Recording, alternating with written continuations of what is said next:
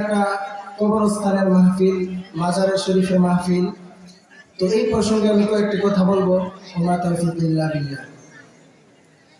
আমরা সবাই জানি, আমরা যেহেতু দুনিয়াতে এসেছি, জন্মগ্রহণ করেছি, পৃথিবীর প্রত্যেকটা মানুষ এই কথা জানে, যেহেতু জন্মগ্রহণ করেছি একদিন মৃত্যুর স্বাদ গ্রহণ করতে হবে।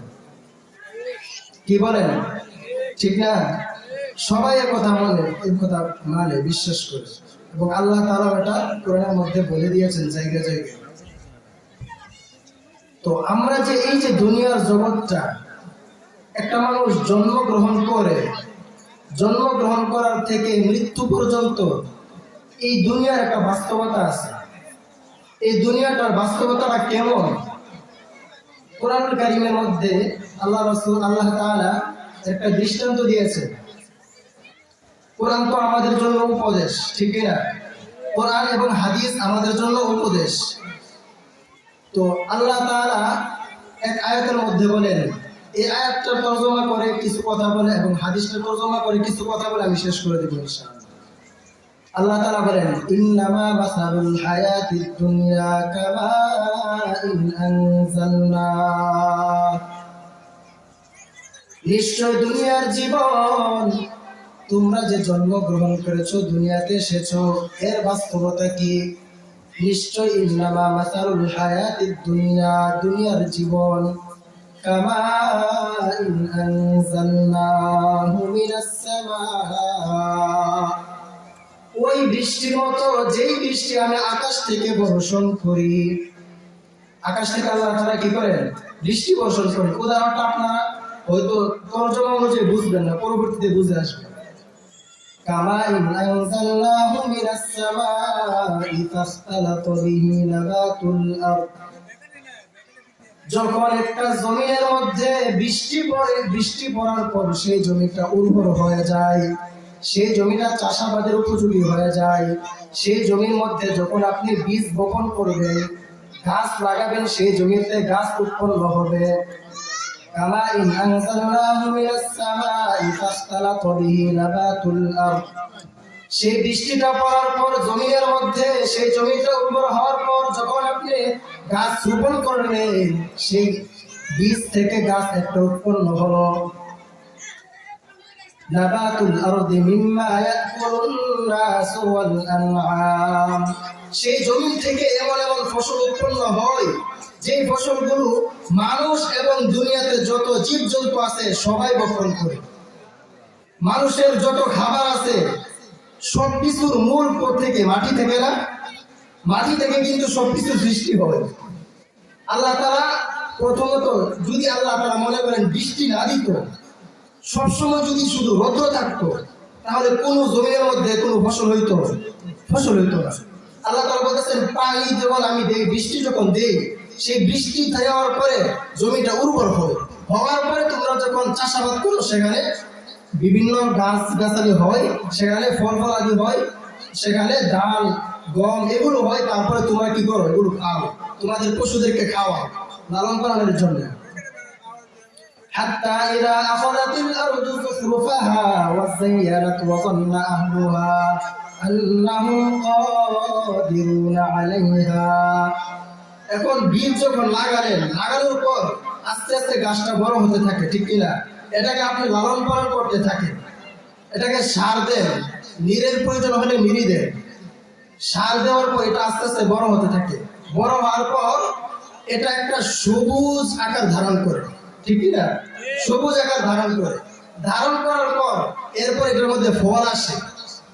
ফল আসার পর আল্লাহুম কাদিরুনা আলাইহা, এরপর এটা যখন পাকে, তখন মানুষ মনে করে যে এটা এখন কাটার উপযুক্ত হয়েছে, ঠিক না? কাটার উপযুক্ত হয়েছে। এমন সময় মনে করে আল্লাহ তাআলার এমন গজব আসলো, সব কিছু পানিতে তলিয়ে দিল। গত মনে হয় কয়েক বছর আগে এমন একটা সময় এসেছিল, মানুষ ধান কাটতে পারে না পানির জন্য, ঠিক না? পানিতে কাইটা এমন পানি হয়েছে, মানুষ আর ধান ঘরে আনতে পারে না। তো এটা হচ্ছে আল্লাহ তাআলার গজব। তো আল্লাহ তাআলা বলতেছেন, আতাহা আমরুনা লাইলান আও নাহার, এই যখন মানুষ যখন দেখলো গাছগুলো বড় হয়ে ফসল উৎপন্ন হওয়ার সুযোগ এসেছে, তখন হঠাৎ করে আল্লাহ তাআলার আদেশ এসে যায়, সেখানের মধ্যে গজব এসে যায়। ফাজআলনাহা হাসিদান কাআল্লাম তাগনা বিল আমস। এরপর কি হয়, এই যে ফসলগুলো আছে এই ফসলগুলোকে এমন ভাবে শেষ করে দেয় আল্লাহ তাআলা, কাআল্লাম তাগনা বিল আমস, কেমন যেন এখানের মধ্যে আগে কোনো ফসলই ছিল এমন করে দেয়। আরো কয়েক বছর আগে আমরা দেখছিলাম ঘূর্ণিঝড় হয়েছিল, ঠিক আছে না? এই ঘূর্ণিঝড়ের সময় যারা দেখেছেন তারা বলতে পারেন একটা আল্লাহ তাআলার গজব কেমন মারাত্মক জিনিস। যেদিক দিয়ে গেছে সেদিক দিয়ে কোনো কিছু রেখে যায় না, সব কিছু শেষ করে দিয়ে গেছে। কেমন যেন ওইখানে কোনো বাড়ি ঘর ছিল না, ওইখানে কোনো গাছপালা ছিল না, মানুষ ছিল না, এমন করে দিয়েছে একদিকে। তো আল্লাহ তাআলা কোরআনের মধ্যে বলতেছেন এমন আল্লাহ তাআলা ফসলগুলোকে করে দিতে পারে। তো দুনিয়ার দৃষ্টান্তটা আল্লাহ তাআলা এটার মাধ্যমে দিয়েছেন। একটা মানুষ জন্মগ্রহণ করে, যেমন একটা মানুষ বীজ বপন করার পর গাছ উঠে, ঠিক তেমন ভাবে একটা মানুষ জন্মগ্রহণ করে। জন্মগ্রহণ করার পর একটা মানুষ আস্তে আস্তে যখন মা বাবা লালন পালন করতে থাকে, সেই মানুষটার মধ্যে শক্তি আসে, সেই মানুষটা অনেক কিছু বুঝতে শুরু করে। যুবক যখন হয়ে ওঠে তার শরীরের মধ্যে অনেক শক্তি আসে। যেমন গাছগুলো সবুজ হয়, যুবক বয়সে গাছগুলো কি হয়, সবুজ হয়। ঠিক মানুষও যৌবন বয়সে অনেক শক্তিশালী হয়।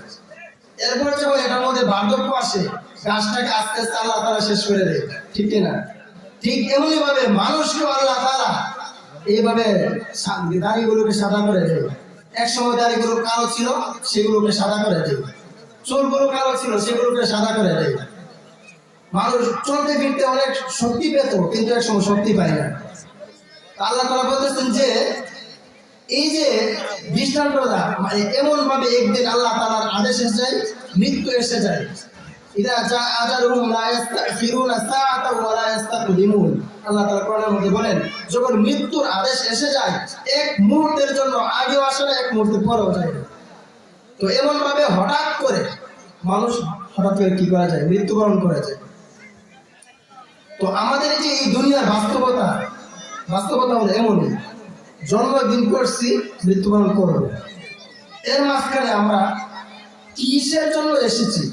আল্লাহ রাসূল হাদিসের মধ্যে বলেন ওয়া ইন্নাল্লাহ তাআলা মুস্তাখলিফুকুম ফিহা, এই দুনিয়াতে তোমাদেরকে আমি পাঠিয়েছি, মানে আল্লাহ তাআলা পাঠিয়েছেন খলিফা বানিয়ে।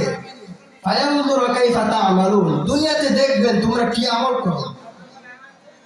কারণ দুনিয়াতে মানুষকে পাঠানো হয়েছে একমাত্র ইবাদত বন্দেগী করার জন্য। তো আমরা একদিন মৃত্যুবরণ করব, মৃত্যুবরণ যে করব এর জন্য প্রস্তুতি কি আমাদের কখনো ভাবনা আসে? আমরা কি কখনো চিন্তা করি?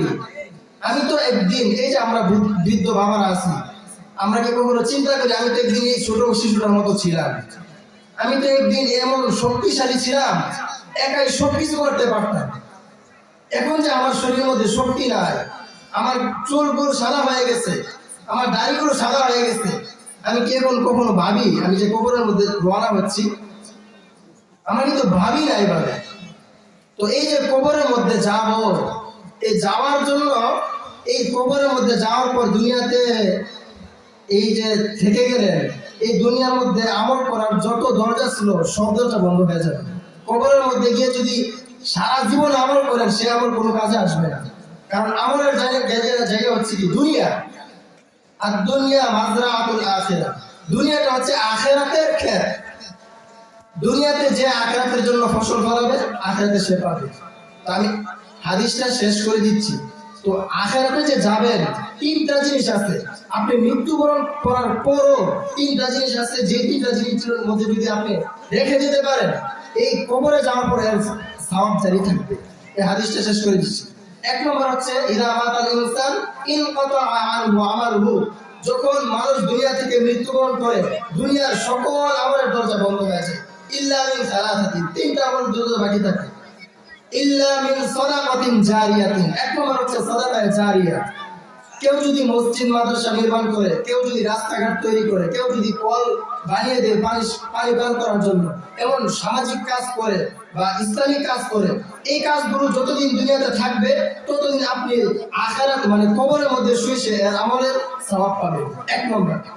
দুই নম্বর, আও ওয়ালাদিন সালিহিন, অথবা একজন নেককার সন্তান রেখে যাবেন, যেই নেককার সন্তান আপনি দুনিয়া থেকে যাওয়ার পর আপনার কবরের মধ্যে এসে বলবে রব্বির হামহুমা কামা রাব্বায়ানি সগীরা, হে আল্লাহ আমার আব্বা আমাকে কি করে দাও, রহম করো, মাফ করে দাও। এমন নেককার সন্তান যদি রেখে যাও। আরেকটা হচ্ছে এমন সাদাকাতিন, মানে যেটা আমি ইলমিন ইউনফাউ, অথবা 3 নাম্বার হচ্ছে এমন এলেম যেটা তাকে উপকার করে।